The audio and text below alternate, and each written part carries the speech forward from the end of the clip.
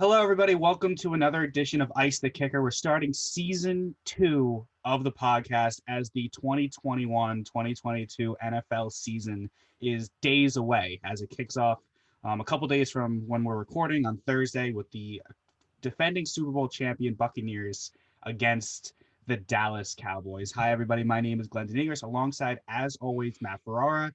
Last time we spoke to you guys was shortly after the NFL draft back in April. Was it April or was it Yeah, delayed? It was April. I think it was the April, It May was area. April. I don't know when anything happens anymore. Now that it's ever since COVID happened, I never know what was when. So hmm it was in April, and apparently that was the last time we had a show. So we went this whole summer without talking football. It's finally time. It's finally after Labor Day, so it's football season. So Matt, how was your summer before we get going into this?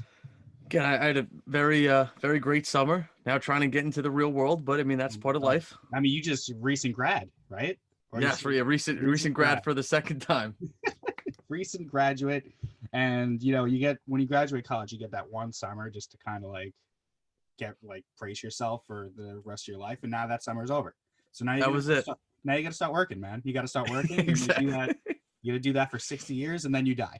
That's Can't how wait. it works. That's that classic. I don't know if you remember, but there's the classic SpongeBob episode where Squidward's like, the customer orders the food, I give the order to you, you cook the food, I give it to the customer. We do that for 40 years and then we die. It's just one of those classic SpongeBob lines that sticks with me, especially now that I'm in my 20s.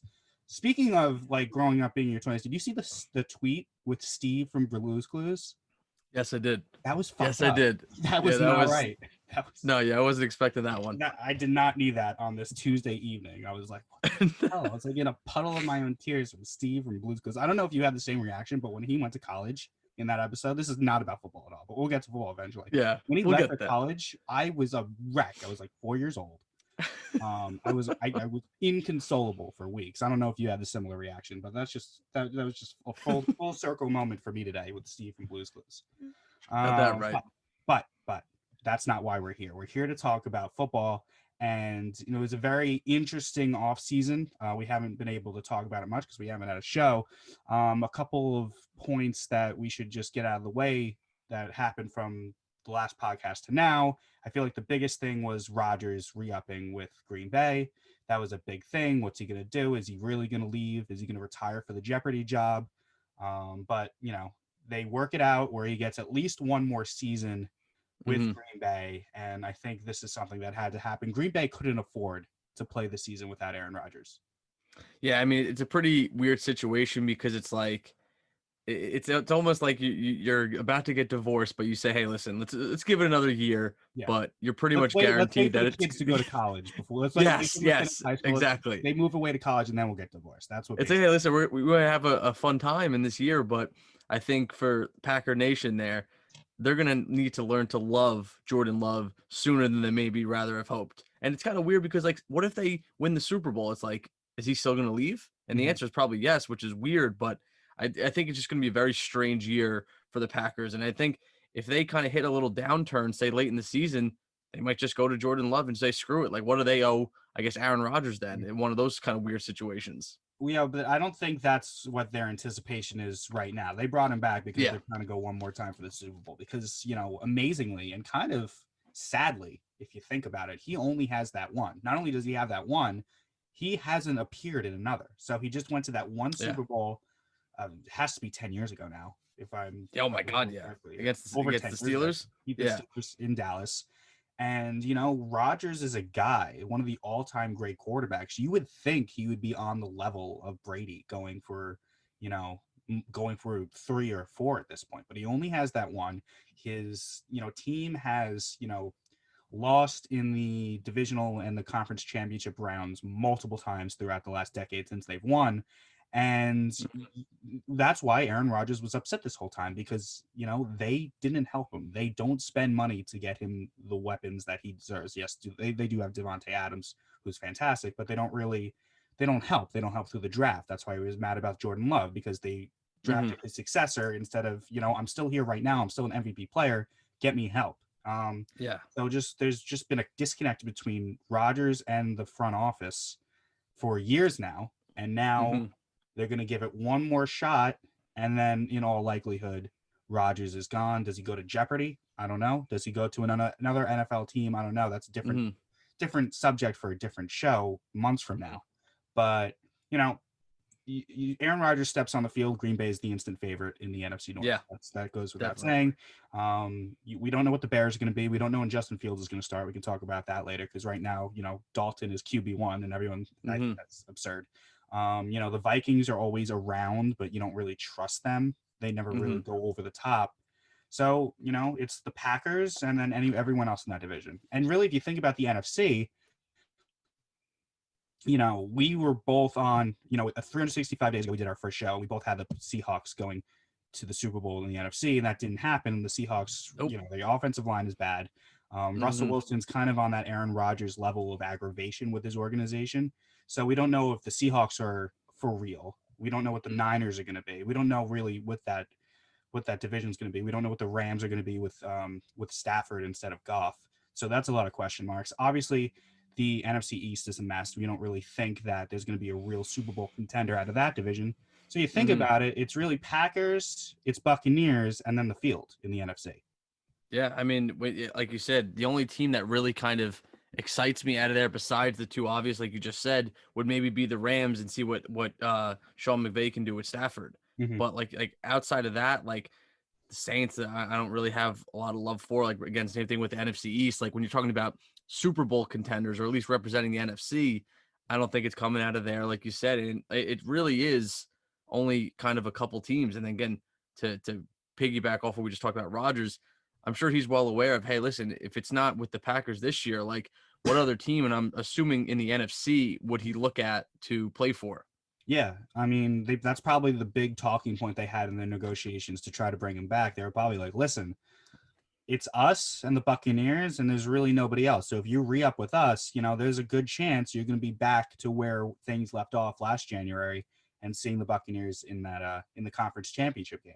So that's going to be kind of where we kind of judge the Packers because kind of what they do in the regular season isn't going to matter because with the Hmm. expanded playoffs with the wild card, they're definitely going to make the playoffs. I don't think that's a question. Yeah. So it's just at this point, how far in the playoffs do you go? Do you get past the conference championship because they've lost the last 2 years into the Buccaneers and the Niners the year before? So it's a big year for the Packers. I think it's their Hmm. last shot to get that second Super Bowl with Rodgers, and then that's a scary thing because we don't know what Jordan Love is going to be Yeah. when things move on. We don't even know if they just decide to reset and get somebody other than Jordan Love. Because when Yeah. Brett Favre retired, you knew Rodgers was just going to slide in there and things were going to be Hmm. okay. So for the first time in a lot of Packers fans' lives, like from childhood to the 35-year-old Packer fan, this is the first time where you don't know what the Packers are going to look like in the future. So this is like their Yeah. last year of, this is for sure going to be a team that can challenge for the Super Bowl. Anything after that, it's very cloudy in Green Bay in terms of the future of that organization. Yeah. I mean, again, just to, I guess now segue into the Buccaneers, it really is crazy when you think about the landscape of NFL when Tom Brady decided to go to the Buccaneers. Mhm. Like think about like he goes there, they make a couple other moves here and there, and they're one of two contending teams. Like it's a very strange vibe when you really look at it on paper. That there are again, there's a ton of great talent out there in the NFC, but when you really look at Super Bowl contending teams, teams that could beat the Chiefs or can beat the Bills, there's only really two, and one of them basically just got formed up and rebuilt last year. So it really is kind of one of those situations like, hey, listen, if Tampa Bay can do it and rebuild it in a year by getting a 42-year-old quarterback, then I think other teams really need to start figuring it out. I don't think I've ever seen a roster stay as intact from season to season as this Buccaneers team has. They've all bought in, for the exception of I think Antonio Brown's not there, is he? I think he is. He He's is. still there. Yeah. There's one person that I think left. But other than that, that's not that's besides the point. The entire Mhm. roster is still there. That's Yeah, like unheard all of the big in name the NFL guys. in a salary cap sport. It's unheard of for a 53 roster to have 100% turnover from year to year. That's really people buy in to Brady. People take pay cuts to play with Brady. and you keep waiting for the shoe to fall for him not to be the same guy. And there were points last year in the regular season where you thought that happened because the Buccaneers weren't the Chiefs last year in the regular season. Like they had a lot of Especially bumpy early spots. on. Yeah, they had a lot of bumpy spots where they had to learn how to play with each other. This is the first time Brady's been somewhere else. They just brought a lot of people together and they had to have it mesh like all at once. And they had no training camp and no preseason. So it was not entirely great for the first 7 or 8 weeks. Remember, they got Hmm. destroyed by the Chiefs, I think, in the regular season. Everyone's like this. And the Saints beat them Yeah, twice, and yeah. they're division rival. And we were like, maybe this is just not going to work out year one with Brady. You're going to have to wait for next year when everything Hmm. really falls into place and you have a full offseason. But they ended up winning the Super Bowl. And that's just the power of Tom Brady. And now going into 2021 with everyone back and everyone knowing each other. And Hmm. as we've stated before, just a second ago, a very weak conference. There's no reason to think that they wouldn't be in position to go back to back, or at least represent the NFC for the second straight year in the Super Bowl. Yeah, I mean, like you said, with players buying in, willing to take pay cuts too. I think what Brady does, and obviously it's because of his age, but also his skill, is that there's no uncertainty with the life cycle of the team. They know, hey, listen, we have Tom Brady at quarterback. We're buying in. We're going to win right now.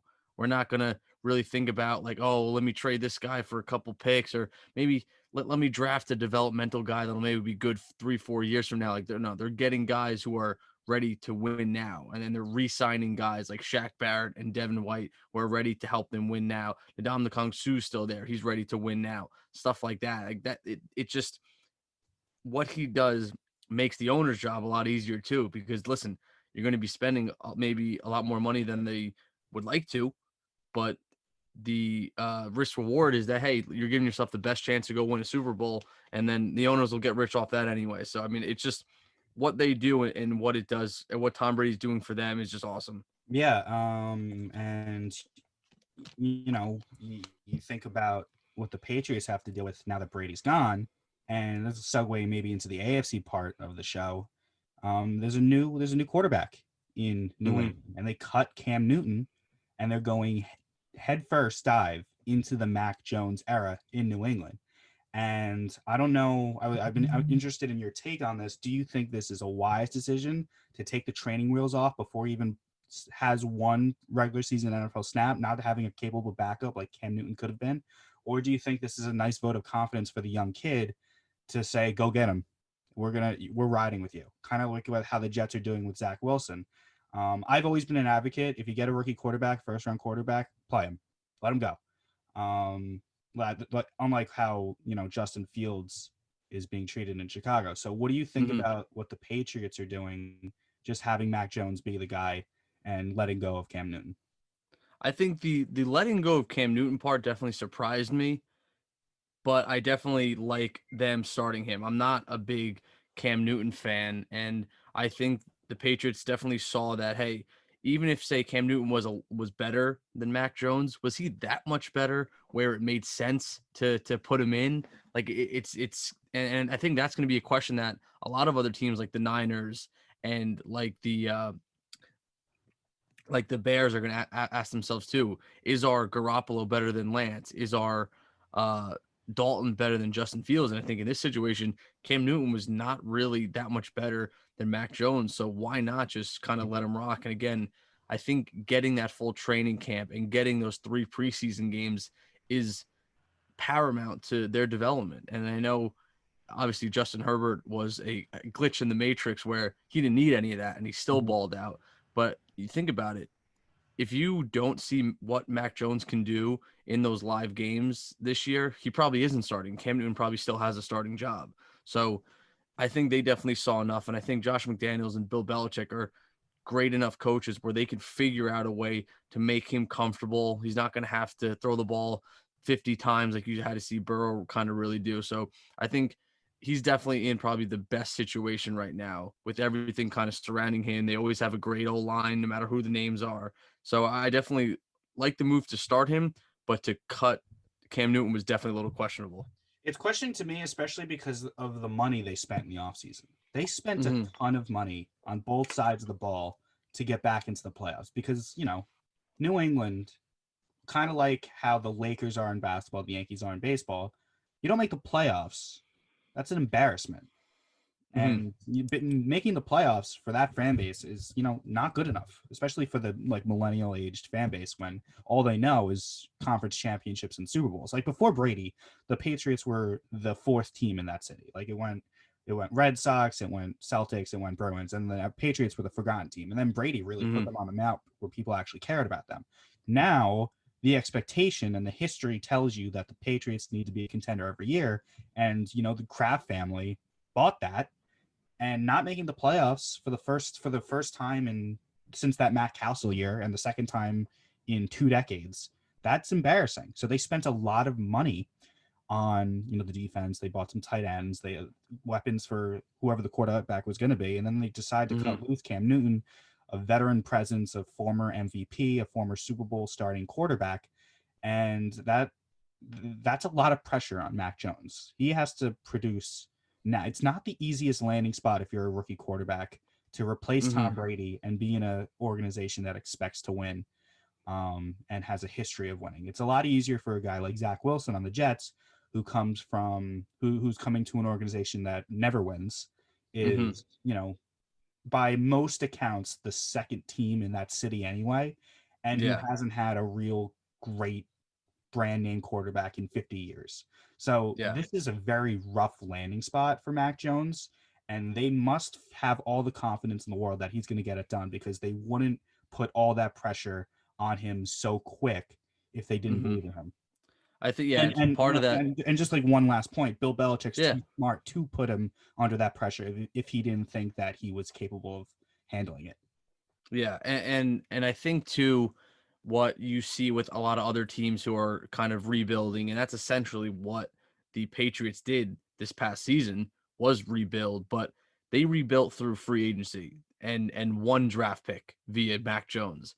They did like it's a lot of other teams when they are rebuilding, usually it's a 2-3 year rebuild where they have a lot of draft picks, they kind of let them develop, their salary cap still down, stuff like that.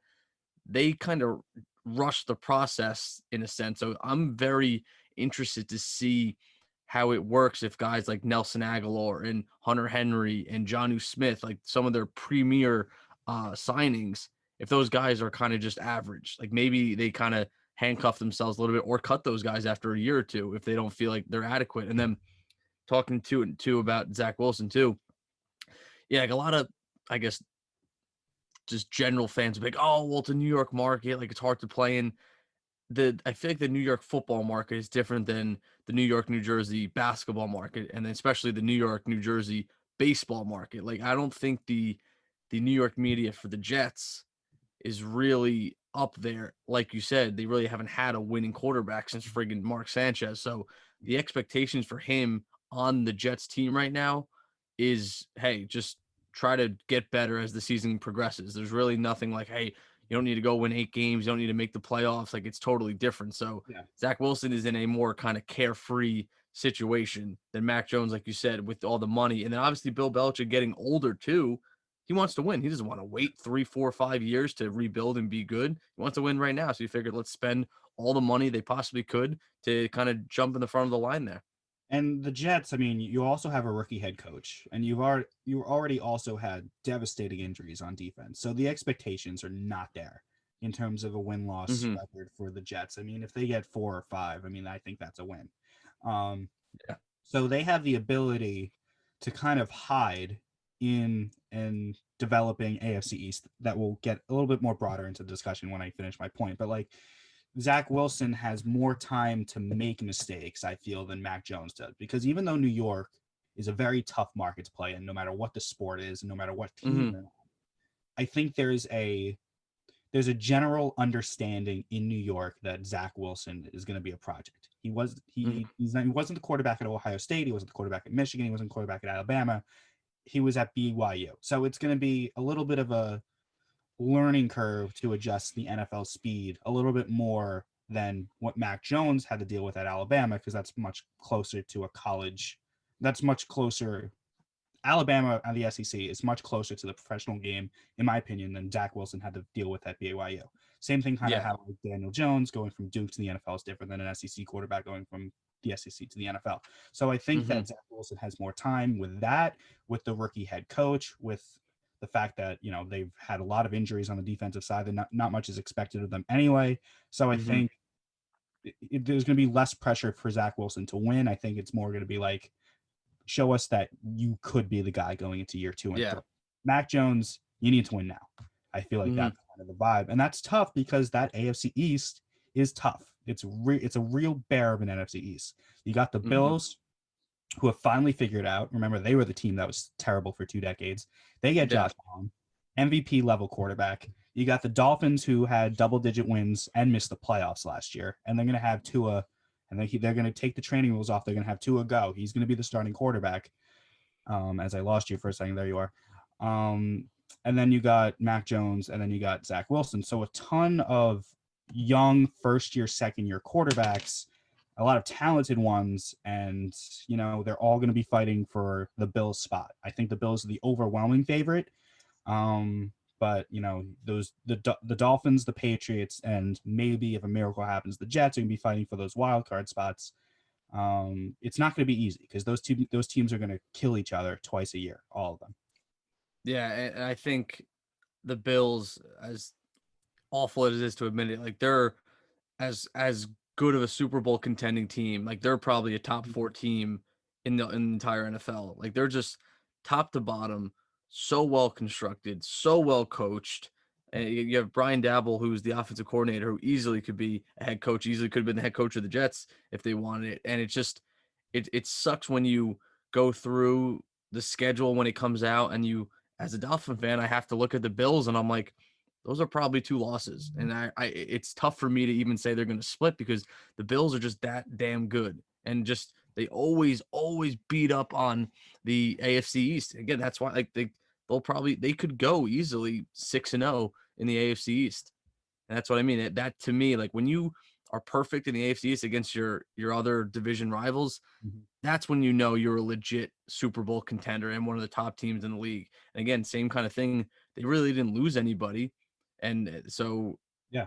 why would they essentially get any worse? So that's what like you said, I think the AFC is going to be all potentially running through Buffalo too if there's a slight hiccup in Kansas City. Mm-hmm. But at least the AFC East, it's going to be very tough for anyone to try to kind of fight for that top spot. And that's what makes it hard as we kind of like segue into your Dolphin segment of the show. It's going to be hard to judge what the Dolphins are because obviously they won 10, 11 games. Was it 10 games? 10. They won Yeah. 10 games. So you can't automatically look at their 10 wins and say, okay, well, the next step is obviously 11 wins. That it doesn't necessarily work like that in the NFL. Yeah. The schedule's never the same.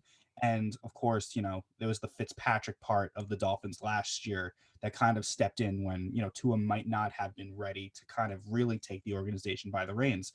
Now you're giving the keys of the car to Tua, and you got the Bills there. You got an improved improved Patriots team, obviously a Super Bowl contending Bills team, and then you got a Jets team. Even though the Jets, we would probably both agree would be the seller of that division, Yeah.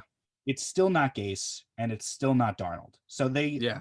talent wise, offensively, should be a little bit more of a fight. So it's not Mm-hmm. necessarily the idea of, okay, the next step is 11 wins in the playoffs instead of 10 wins and just missing. That's not an exact science in the NFL. Mm-hmm. So in terms of the Dolphins, of course you want to make the playoffs, and of course you think you can make the playoffs with winning 10 games and then having 2 number 1 draft picks with Waddle and who was the other guy? Jalen Phillips. And Jalen Phillips. Of course you want to make the playoffs, but it doesn't exactly work like that. So Dolphins, I feel like the most important thing is you got to make sure Tua's the guy. I think Yeah. I still feel like, and it might be hard. I'm not a Dolphins fan, so I'm not going to live and die by it like you would, Mm-hmm. or some other Dolphin fan friends that I have who are like, you got to make the playoffs. I feel like it's more important that Tua proves that he's a franchise guy necessarily than them going into a wild card game. Yeah, again, it's on the surface, it's like, yes, you need to make the playoffs. But then again, it's like I'm kind of more looking for, all right, can the defense, which was like a top 7 defense last year, can they continue to do what they did? And I'm not asking for top 2 or the best defense in the league, but can they prove basically last year wasn't a fluke? Because If that they was a could say that, crazy jump. if you can say that, that's Exactly. a huge win. Exactly. So that's probably step number 1 for me. Number 2 would be, all right, is the offense as a whole gonna be better? They invested a lot of kind of draft capital with Jalen Waddle. They have Albert Wilson coming back. You paid Will Fuller up to $12 million. So are the weapons going to help out? And then obviously all eyes are on Tua. And then I think it kind of has to be like you said. And I think the Dolphins are positioned perfectly because if the season kind of goes how it goes and Tua just sucks completely, and even though I don't think 1.5 years is enough to really evaluate someone, obviously because Josh Allen had 2 full in his third year, he blew up. But they're a position where, hey, if they want to make a move next year or the year after that or whatever, they have the draft picks to do so. So they're in a position, the Dolphins right now, where they can still kind of slow roast that talent or slow cook that talent that they have that they got via the draft, and then kind of plug and play some premier free agents if they wanted to. But if they really see that defense take another step and then Tua isn't the guy, then you can go get an Aaron Rodgers or go get a Deshaun Watson next year if you really wanted to. Like there's to me, especially with the Bills being how great they are, there really isn't a rush for 2021 to be like this is do or die year. And then another big thing too, just kind of outside of Tua, because I think it's obvious you're looking for him to do well and to prove that he's the guy, like you said. I think the bigger hot seat, which is crazy if there is one, but to me is the offensive line.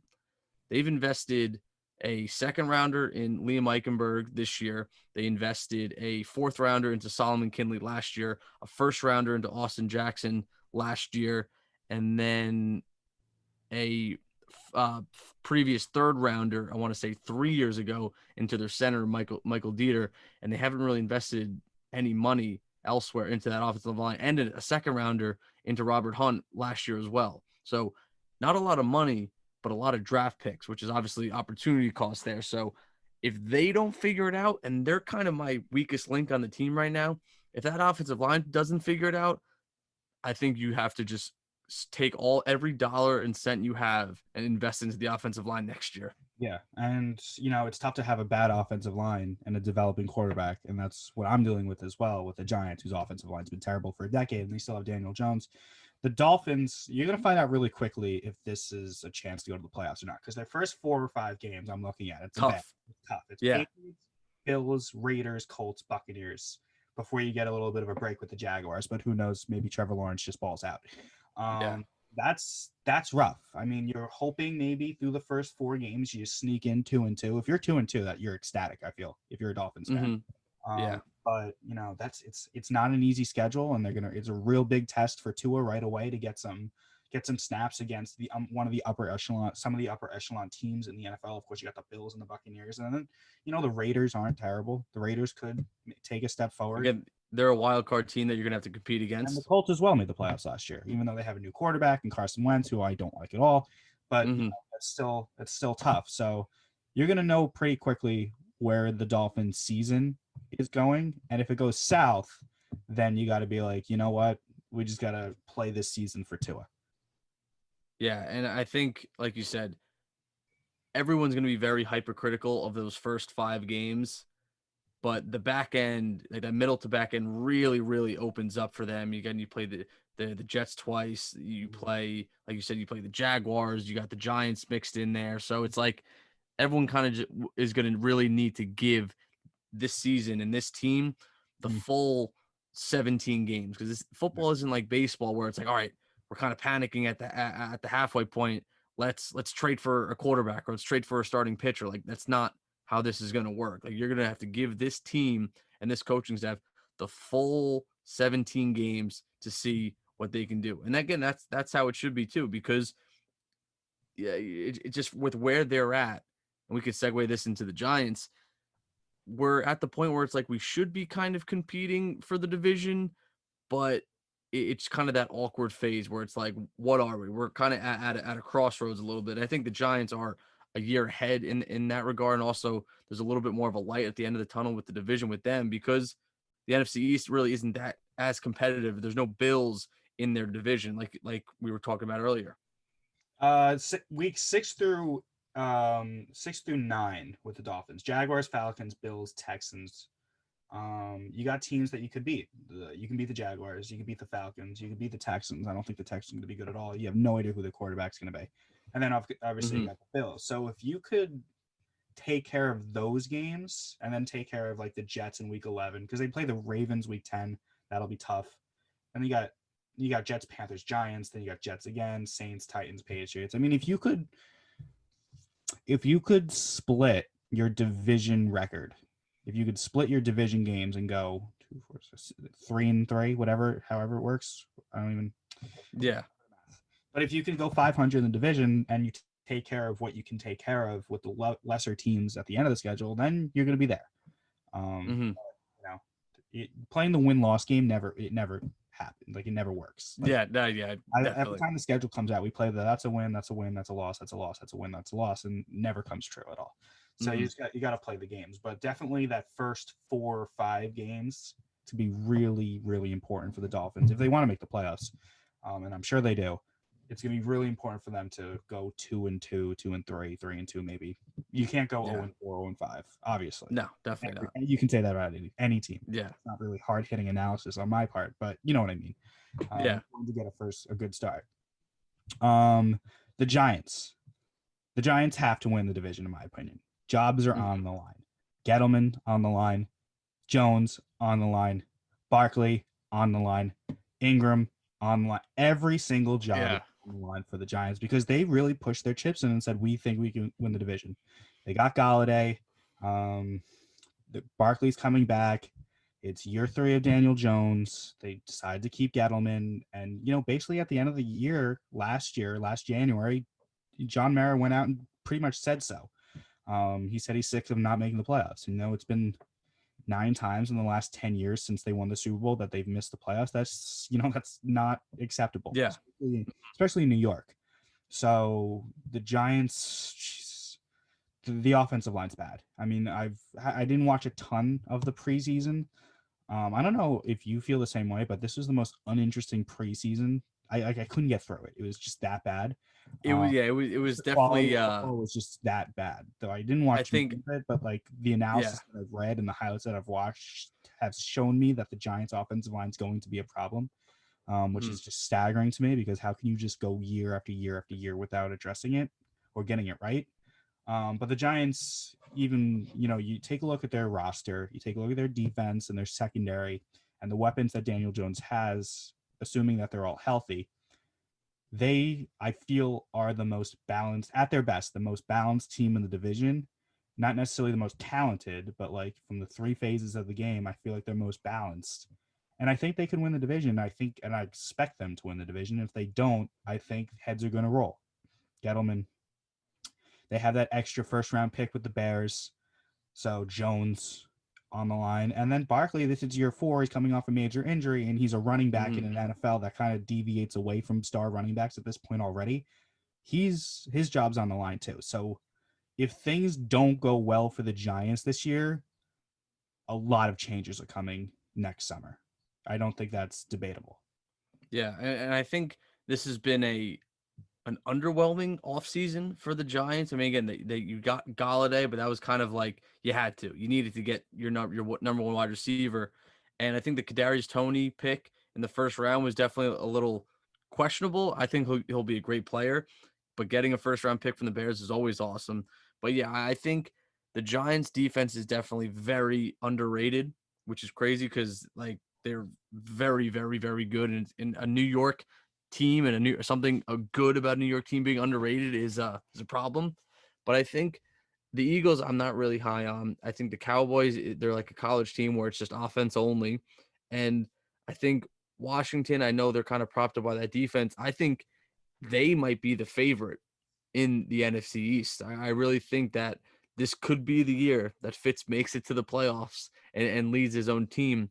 But Mhm. again, there's no reason that if the Giants do win the NFC East, that I'm going to be surprised. No, I think any of the teams, if you say that, the Eagles or the Giants or the Cowboys or the Washington football team, if any of them win the division, I think I'd be like, yeah, I can see it. There's really an avenue for all of the teams to win the division. every avenue is probably not as, clear as the other, but you could make a case that any team could come out of that division on top. And last year it was Washington. Um, and now Washington, I guess, is an upgrade at quarterback. But again, Fitzpatrick's never made the playoffs. Yeah. And, that there's something to say about that. I don't think that's a coincidence. I think there's fundamental flaws in Ryan Fitzpatrick's teams. But, I don't think Ryan Fitzpatrick's ever had a defense this good. Yeah. I think the Cowboys, they haven't had a great defense in a few years, but I think Micah Parsons is a really good player, and I think can make a big difference. And then, of course, I just feel like if Dak stays healthy, then it's Dallas's division to lose. I mean, I know the last full season Dak had 2 years ago wasn't great, but that division's so bad that I think an average Dak is probably better than any of the other quarterbacks in the division.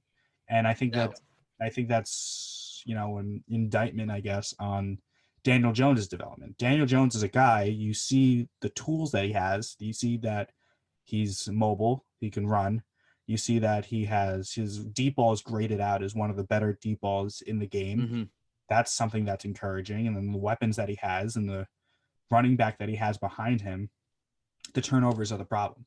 If he continues to turn the ball over the way he does, and it's hard not to when you're running for your life every single play, but it's not going to work out if he can't hold on to the football. I don't know if you saw the Patriots Giants preseason game, I did. but he threw a terrible, terrible interception in the red zone.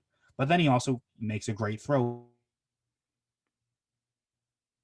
Jones turnovers, you can't obviously prevent every single turnover, but ball security Yeah. is the most important thing. If Daniel Jones has this epiphany and he's a ball security expert overnight, then I think the Giants can absolutely win the division. And I think they could start to believe in Daniel Jones for a year 4, 5, 6, 7. But until that happens, I'm going to be cautiously optimistic. Yeah, I was say real quick before we get into some Super Bowl predictions. If the Giants do end up making the playoffs, who do you think person, player, coach, or unit it will be the most valuable or the MVP of why they make the playoffs Oh, then? it's going to be the defense. The defense is great. You got Peppers, you got Logan Ryan, you got McKinney for an entire year healthy. Um, I'm not really confident that they're going to be able to rush the passer consistently. That could be a problem because you can have the best secondary in the world. You can have 12 Darrell Revises out there covering everybody. But if the quarterback's in the pocket for 8, 9, 10 seconds, you're not going to be able to cover them forever. So that's something that concerns me. But that secondary to me is really, really good. I think it's top 5 in the NFL. So if they could turn the ball over, they can force interceptions and get short field for Daniel Jones and Saquon Barkley, then I think the Giants could be off and running. I don't think they're a Super Bowl contending team if that happens, but I think that if the Giants make the playoffs, it'll be on the back of the defense. I think I would definitely agree there. Well, same question to you about the Dolphins. So I think I get it. The defense definitely did more than enough last year, but I think this season is just going to be live or die on Tua. And I think if the offensive line can just figure it out for just a little more than 1.5, 2 seconds, I think he can definitely lead them to the playoffs. Again, probably won't be the division, but I think basically all eyes are on him right now. And if they don't make it, I don't think it's going to be on him. I think it's going to be on the offensive line. So it's kind of weird how it's like, hey, if they do make it, it's going to be probably kind of through him. But if they don't, I think it's just because the offensive line is that bad. Because I've seen enough from him this preseason that, hey, he can do it. And I see, and he's healthy and all that good stuff now. So he's got the weapons. The offensive line just kind of needs to figure it out. They don't need to be great, but you need to be respectable. You can't be atrocious like 25 to 30-second offensive line because then you're basically punting on this year and even punting on evaluating Tua at that point. If it's just circle back on the Giants for 1 second because it's just popped in my mind. What do you expect from Barkley? Because out for the longest time, ACL tear. We think he's going to play Week 1 on Sunday against the Broncos, but again, he hasn't had a lot of. He didn't play in the preseason. He hasn't really practiced much. He hasn't gotten hit. He hasn't been full pads. So the chemistry with Daniel Jones might be a little rusty. You can say the same thing about Kenny Galladay, who hasn't been a Hmm. giant and hasn't taken anything from Daniel Jones, and he's going to run out there week one and not have any chemistry. So to Saquon Barkley's point, you got week one against the Broncos, and then you have 3 days later the Thursday game against Washington. It's going to be rough to expect Saquon to be the Saquon that he was in his rookie season. Yeah, I think they're definitely going to put him on a little bit of a load management system there, especially with that Sunday right into Thursday. I think that's just a nightmare for a person coming off an ACL injury. I think they're really going to rely heavily on a little tandem backfield. But I think which is perfectly fine because you want him pretty much to just get out of this season alive. You're not going to make him a Derrick Henry and say, go run the ball 30 times because I don't think that's going to be of the best interest for the franchise. And I think having him when he's in the game be 100% fresh and then also 100% confident in himself and his knee, that's what you want right there. You want a healthy and you want a confident Saquon instead of, all right, go run out there and be 80% of yourself. Because I think at that point, you're better off putting in whoever they have as the backup running back. But I definitely think Saquon's going to bounce back. I just think you're not going to see the real Saquon until maybe week 5 or Yeah, 6. it's going to be up until October when they say go ahead, do it. I Mm-hmm. think it'll be on a pitch count the first month of the season. Let's talk about quarterbacks that change teams because there's a lot of quarterbacks that are at different spots now. You have Goff, who's in Los Angeles. Goff is in Detroit. Stafford's in Los Angeles. You got Wentz in Indianapolis, and so on and so Mm-hmm. forth. What quarterback do you think is going to have the most success with his new team? I think it's got to be Stafford. I just think McVay will figure it out with him, and I think Stafford is criminally underrated. But I'm very excited to see what happens there. I would agree with you. I think Stafford is a real interesting guy. I feel like he never got exposure in Detroit. I feel bad because he's a great talent and like he never really got it. Did I lose you again? No, I'm here. There you are. Okay, great. So yeah, I think Stafford in Los Angeles is going to be a brand new, change of scenery. You're not in Detroit. No offense to the city of Detroit, but it's not Los Angeles, obviously. Yeah. I'm the most interested. I don't know if he can have the most success. He could flop. I don't know, but I'm the most Mm-hmm. interested in Sam Darnold to Carolina. Oh Just to get yeah, out of definitely. the toxic situation that he was with the Jets, with Adam Gase, and all that nonsense that he had to deal with on that Mm-hmm. side in that situation with the Jets. You could have been Carolina. He's not going to get killed by the media every single day like he was in New York. He has a familiar face in Robbie Anderson. He has the best back in the game in Christian McCaffrey. I think we're going to see more of the USC quarterback than we did the Jets quarterback. I think that I've always been a guy that said, listen, Sam's a good guy. I think Sam's a good player, but he's just in a Mm-hmm. terrible, terrible situation. I think he has the opportunity to prove to everybody not only that he's, a good quarterback and he's a quarterback that you could build around, but, coaching is just as important as the talent that the player has. Like if you have all the talent in the world and you go into a crappy system with a terrible head coach like he was, you're going to be bad. Everyone laughs at, the whole big joke is that, there was all these guys taken ahead of Tom Brady at the quarterback position. And how the Jets passed over Tom Brady all these times. Well, if Tom Brady got drafted by the Jets, is he Tom Brady? Because, he didn't have Bill Belichick coaching him. Mm-hmm. So I think that Sam Darnold in Carolina is very, very interesting. And I think it's interesting that he's week one against the Jets. I think the football gods are just the best for having him. And how Jets would it be if Darnold went out there and he threw for 400 yards and 4 touchdowns and they won the game? That would be the most Yeah. Jets. No, I mean that would be my prediction. Is I'm almost half expecting it, but yeah, I I think think it's gonna be one of those situations where like Sam Darnold did nothing wrong for the Jets, like you said. It was just like you had Gase, you had the back end of Bowles. It was just kind of a dumpster yeah, fire there. it was a Like mess. the offensive line was always bad. Like it wasn't like They he were was turning on always each other in wrong. the front office. There were GMs getting fired. There were Yeah, power struggles. It was just a mess. And he yeah, didn't help and it himself. wasn't his fault. Let's preface that he didn't help himself. He didn't exactly play well with all the distractions, but how could you? Hmm. So I think that's interesting. Carson Wentz in Indianapolis. I'm not really expecting Yeah, much. He'll be I don't. he'll be himself. Like it won't be Yeah, great, won't be bad. It just he'll be a serviceable. lot of bad turnovers. I feel like I don't know if that. I don't think he's gonna save his career out there in Indianapolis. I think he's just a placeholder until Hmm. Indianapolis finds a different guy. Trying to think who else I'm missing. I mean, Goff in Detroit, no one cares about. Nobody cares. I don't think Dalton's gonna last long. No, In there's journeyman. Yeah, I think Fields will be the quarterback by week 3 or week 4, if Hmm. not sooner. So I think it's really going to be Stafford and Darnold who are going to have the eyes on him in terms of quarterbacks that switch positions. Hmm. Let's move on. We haven't talked about the Chiefs amazingly. I feel like every show last week we started with the Chiefs because they were just so Hmm. good. We haven't talked about the Chiefs at length and in depth so far this episode. So we just do that real quick and really kind of just segue into the Super Bowl contenders, talk about them, and then talk about who we think is going to be in the Super Bowl and win it. The Chiefs were done in by the offensive line last year.